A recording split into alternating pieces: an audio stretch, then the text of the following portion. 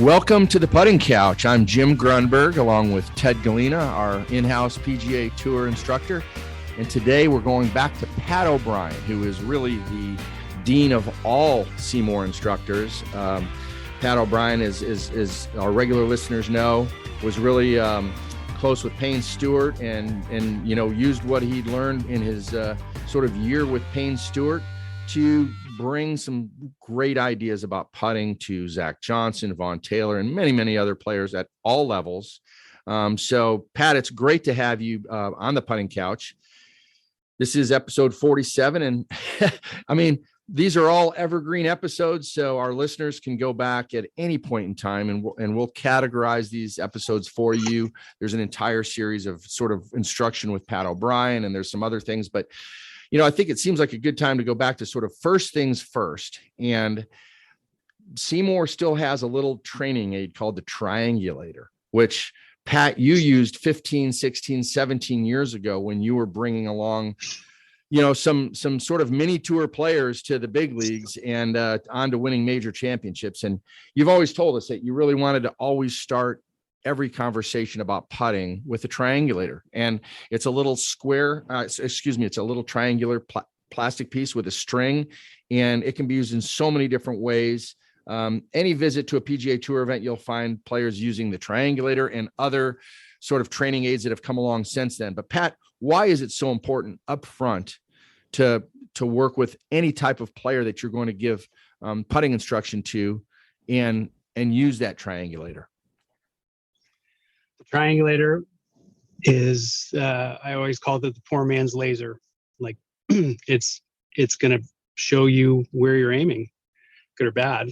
And that's really everything. And we've talked about it before. When you get to the ball, when you're about to put your putter behind the ball and then take your stance and connect with the target, that's the moment of truth when it comes to putting. So when you get to the ball and you put your putter down and you look at your target and you know where you're aiming, then you calm down. And then when you calm down, you make a free stroke. Conversely, when you get to the ball and let's say you're misaligned,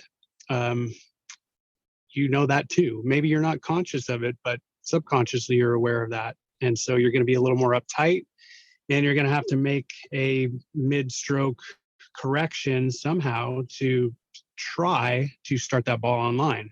And it usually doesn't work out. So knowing where you're aiming is critical. And the triangulator or a chalk line or a hardwood floor will teach you not only what square is, but how to look correctly down your line. And that's the huge piece of the puzzle, probably the biggest.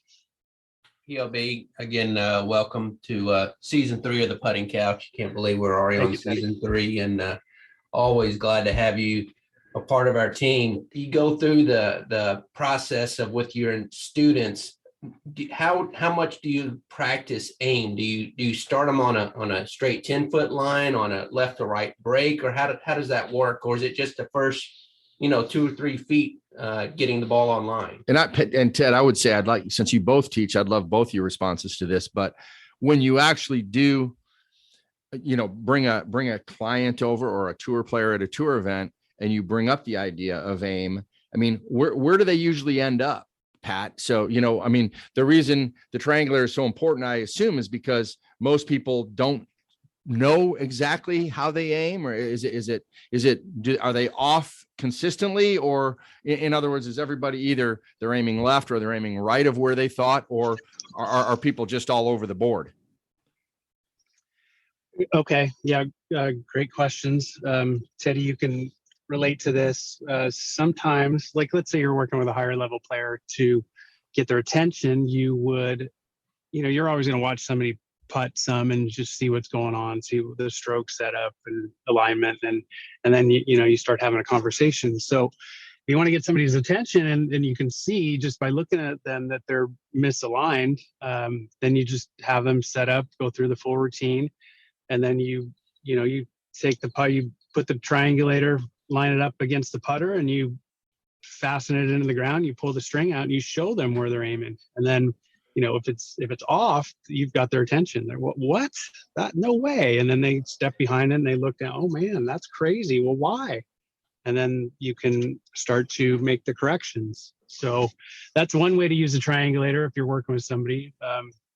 And the other way is just to then set it up to what is square. Well, this is lining up down your line, set up to this ball, and you go, no way, that's way off. Well, no, it's not, because there's a line on the ground. And that's how the brain works. You have to have a line on the ground to be able to trust the information that you're receiving. So triangulator with a string, chalk line, even a shaft, so many things can work to get you to know where you're aiming. So I'll give you an example really quick. If somebody's aiming out to the right, let's say it's a straight 10-foot putt and they're aiming 2 or 3 balls out to the right and they have no idea. So you pull the string out and they go, what? Okay, so well, how's that possible? And then you teach them that if you're aiming that far to the right, to look at your target, you have to look over your left shoulder if you're a right-hand golfer. So you have to look across your body to connect with the target. So that is not quite ideal. If you are aiming too far to the left of your intended target, you have to look away from your body to get the target in your sights. And then again, that's not ideal. So looking out in front of you, triangulating your eyes to a point out in front of you, that is how you look down the line. And the triangulator will teach you the correct look. So then when you take it away and you get to the ball and you look correctly, you know where you're aiming. Ted, I mean, you do a lot of fittings as well. And so what I'm hearing Pat say is that the problem with being, with aligning yourself in a direction that's not optimal is that the only way that you can then develop a putting stroke is by making sort of corrections, more to sort of like 2 or 3 wrongs make a right. Because as Pat said, if you're always aiming to the right, then you're square, all having the square posture, square shoulders, square eyes, that's all going to come out. And so I assume that it just keeps getting worse and worse, probably because as you start to make corrections, you just keep making bigger compensations, I would assume. And I'm thinking about a left to right or a right to left issue. Well, I think I've told this story a few times when I saw Russell Knox a number of years ago and getting him in a SeeMore putter, he really didn't know where he was aimed. But after we did the triangulator, which is very simple, that's all we had at the time, he was aiming 2 or 3 balls to the left. Because when we would straighten out the triangulator and we do like Pat talked about, we marked a line on a straight 10-foot putt and we put when he make his putt, all his putts would go to the right. Okay. So what you're saying, once you've corrected it straight, yeah, he's going to miss the first because he's so used to pushing to the right. So he's used to aiming left and pushing down the line. Right. Okay. So you hear the old adage, I have great days, and then when I have bad days, I can't make anything. Well, that's exactly what he said. When he was aiming a little bit left subconsciously and pushing down the line, holding on to the putt, everything would go in. But as soon as he felt like he sort of released the putter head, or in his terms, pulled the putter head, the ball would go to the left, but that was actually where he was aimed, but he really didn't know that. So once he realized that all his putts on a straight putt, when he would make a good putt, what he thought was a good putt would always finish to the right. The putter face would be open. He would subconsciously start aiming to the left, and then they'd go in. Well, I would stand behind the hole and correct him. No, you're aiming a little bit to the left. Keep on aiming straight. Well, Ted, my ball keeps on going to the right. Okay, well then in your mind, what's going to help you learn to hit through that putt and release the putter head, and all at the same time hiding the red dot, showing that when you're opening that putter face, you see the red dot, but when you hit through that putt, the red dot is closed at impact and the follow through.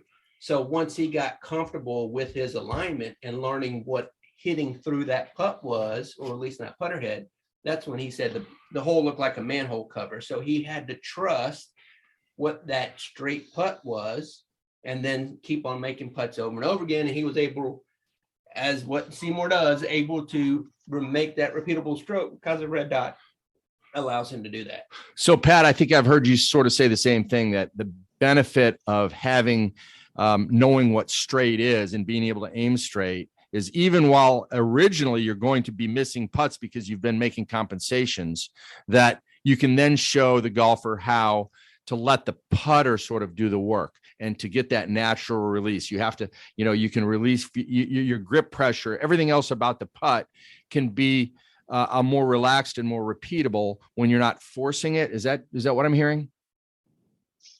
For sure. Yeah. I mean, look, it all comes down to tension. So if you're not releasing a putter, that's tension, because the putter is weighted by the guy who designed it to release on its own. Yep. So where's the tension? And then you got to go play detective. Well, oh man, I feel it in my left shoulder. I'm even at setup. I'm tight there. Well, guess what? You're not going to release the putter. So let's eliminate the roadblocks, release the tension, and then all of a sudden the putter starts releasing. So that's the way I would approach it. I don't ever talk about stroke. I mean, very rarely, because it is the physics of the golf club or the putter. So that's the way I'd do it for sure. POB, how many times have you said, you check your alignment and then after that something else is wrong? You look at posture and stance, right? Posture and stance, alignment usually corrects what is going on to the putting stroke. I mean, I've heard you say that a number of times. Oh yeah, it's all set up. It's all ball bearings these days. It's all set up. It's I love the switchboard. Yeah. Thank you. Well, you're standing, as you said, Pat, you're standing to the side of the ball, right? And so, the putter is going to swing on just a really, soft, natural arc. And when it does that, you end up have a much higher percentage of time are you going to bring the club face back to square when you just let the dynamics and the physics of the putter work. And as you mentioned, all SeeMore putters are designed that way. And there are other putters out there, in the world that are as well. But it's, you really have to start off, if you really want to become a better putter, then you're going to have to understand what your current tendencies might be, because if your aim is off to start with, you're constantly going to be making changes. And this happens at the tour level. But Pat, you teach country club members. I mean, I assume, is it just more exaggerated at the country club level, or is it pretty much the same thing? It depends on a couple of things. Number one, your hand-eye coordination, and number two, the amount of time you devote to it. So I guarantee you there are guys that misalign on the PGA Tour that make their share of putts, but they do it through hand-eye and timing. And right. That's fine. But if you're a weekend warrior, or you're not blessed with amazing hand-eye coordination, you probably want to fix the fundamentals so you don't have to think about it or try to time it. He'll be one of our SPI instructors, Barry Churchill, sent us a note, and he's asking about the triangulator, and do you see more people aiming more to the right or more to the left? And what I found is that I think most people who start off with good alignment, but because they missed the ball, in my mind, I see more people missing the ball for a right-handed golfer, missing it to the right because they're holding on, pushing the putts down the line, or they have a big mallet offset that has an open face. And so they start basing their alignment off of their missed putts, and that's when they start aiming more to the left. And then I get back to what I was talking about earlier. They're either making them all or they're missing it all. What do you see in your years of teaching putting? More less, more rights, half and half, or how does that go in your book? That's a good question. I probably see more right aimers than I do left aimers. Usually right-handed golfers are right-eye dominant, and that kind of fits into the aiming right, and also how they walk into the ball. A lot of times people walk into the ball in a half circle, and then when they get to the ball, they're a little bit too closed to their line. So, and that's another. I mean, that's one of the biggest things that I ever look for. If you can picture this, the people that are listening to this, you start behind the ball usually, and then you have to walk into the ball. So if your first step to get to the ball is to the left, then when you get to the ball, you have to turn to the right.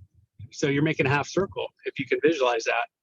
So the tendency would be to get too far to the right, too close, and have the ball too far back in your stance. That's what I see. So conversely, and you can go back and watch, like Tiger was always amazing at this. If you take your first step when you start to approach the ball on the target line, all it takes is one step, then that's going to, for lack of a better word, force you to veer off to the left when you get to the ball. And then when you get to the ball veering off to the left, you're more open, let's say, square to open.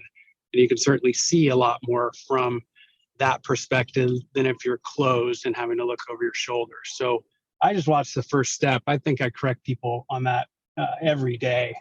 And it's pretty mind blowing to them. And then they, then when they get to the ball, they can see better, they aim better, they look better.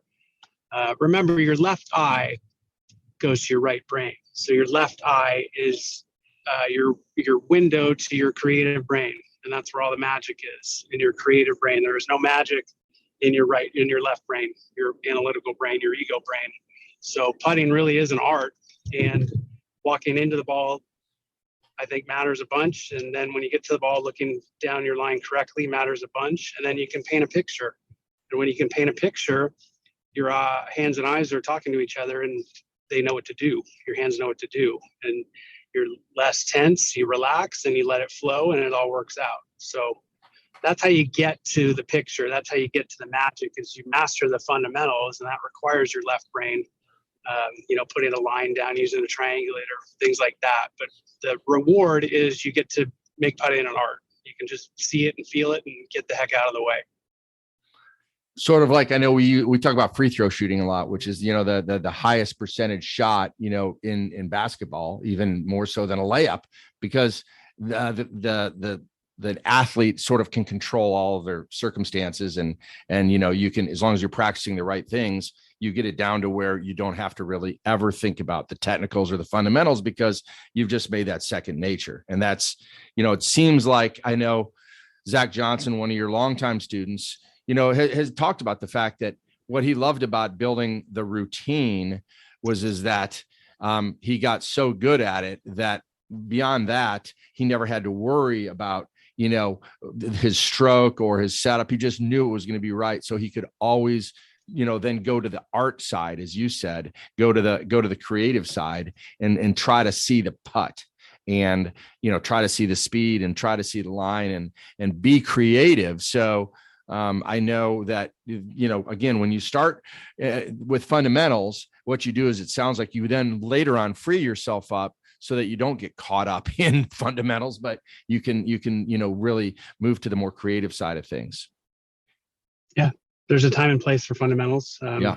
You go to a PGA Tour event on a Tuesday, and you're going to see chalk lines out. You're going to see triangulators out. You're going to see guys checking their setups. What is square?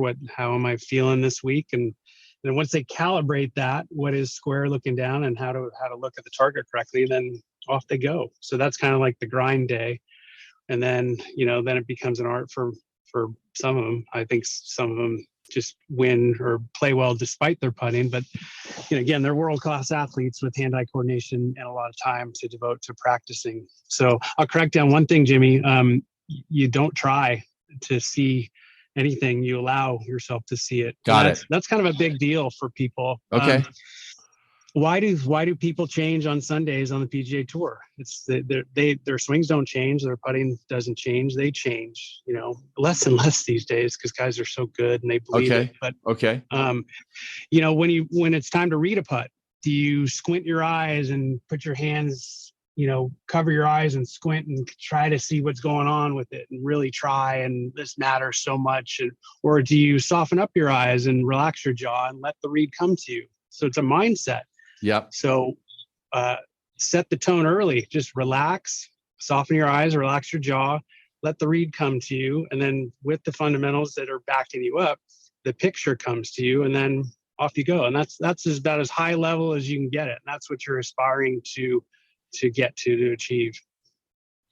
I love that. Well, we're talking to Pat O'Brien. He's the director of instruction at the Lakewood Country Club in Dallas, Texas. He's one of the world's really foremost experts, not just in putting instruction, but Pat's really taken this train of thought to all levels of his teaching. And in the end of the day, his goal is to get you to a point where you've sort of reached golfing nirvana and you don't need him standing next to you every single day, And You're right. And I think that's, you've sort of achieved that now, Pat. And I think, you've got a lot to say to the golf world. And I know that you're not a guy that gets out there a lot and touts your own accomplishments, but I will tell you that, people around the world who have listened to you, Pat, they understand that you have spent a long time focusing on the short game and beyond now. And it really does come down to letting your creative mind. I mean, that's the fun of sports. And that's, the ones that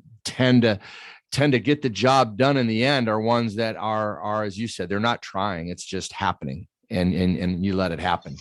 And as you said, I mean, yeah, tour players are, there are tour players, so we could give them any sort of tool to try to get we see them sometimes after they break their putters, we see them putting in with a wedge, and you say, well, how can they do that? Well, again, they're practicing this game hours and hours and hours every single day. So maybe not always the best benchmarks for us as weekend warriors, because whether or not they can use something that a company has given them because it looks crazy and it might stand out as a marketed product.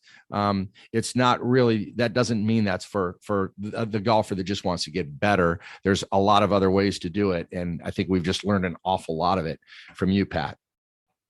Well, I appreciate that, Jimmy. The older I get, hopefully the more wisdom I acquire, and golf to me is a microcosm of life. It really is. It's a mirror. It's designed to show you what is going on. Are you getting too upset out there? Are you too uptight? How can you free yourself up? And what I've found is that knowledge is power. So you have to own the information, and whether that's golf or something else, you got to know what's going on, but then you have to tap into your intuition.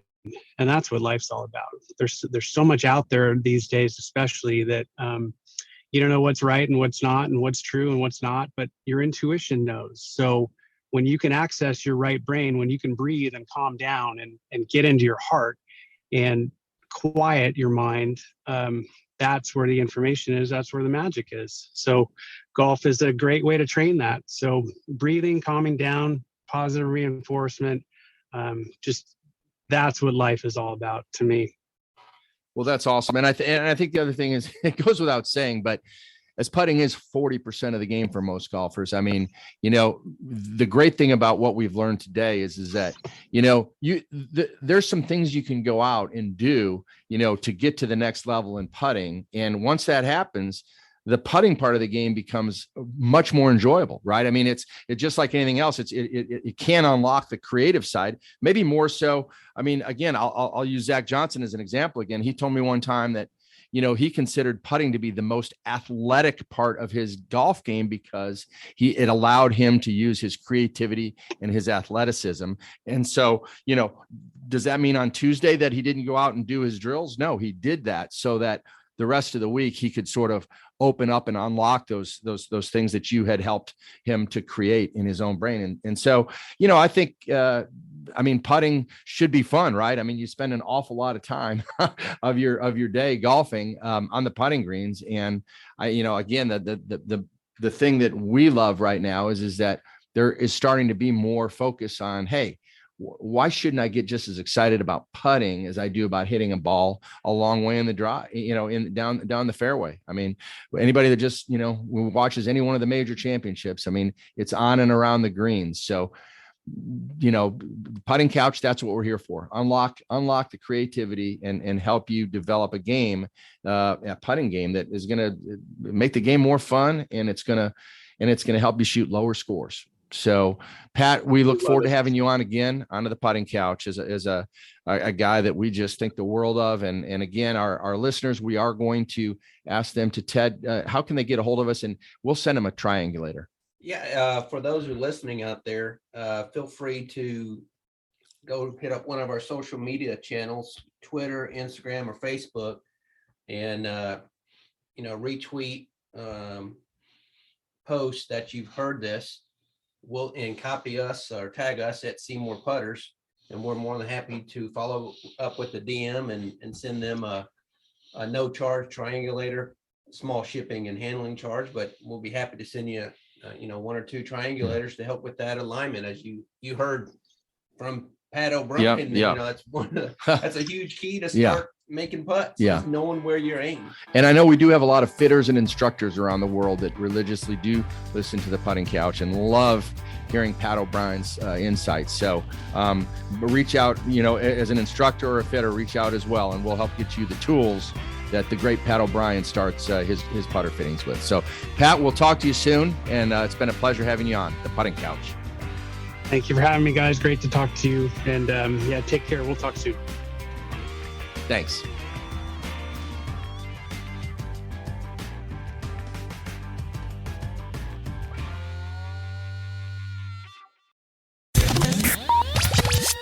We appreciate you joining us.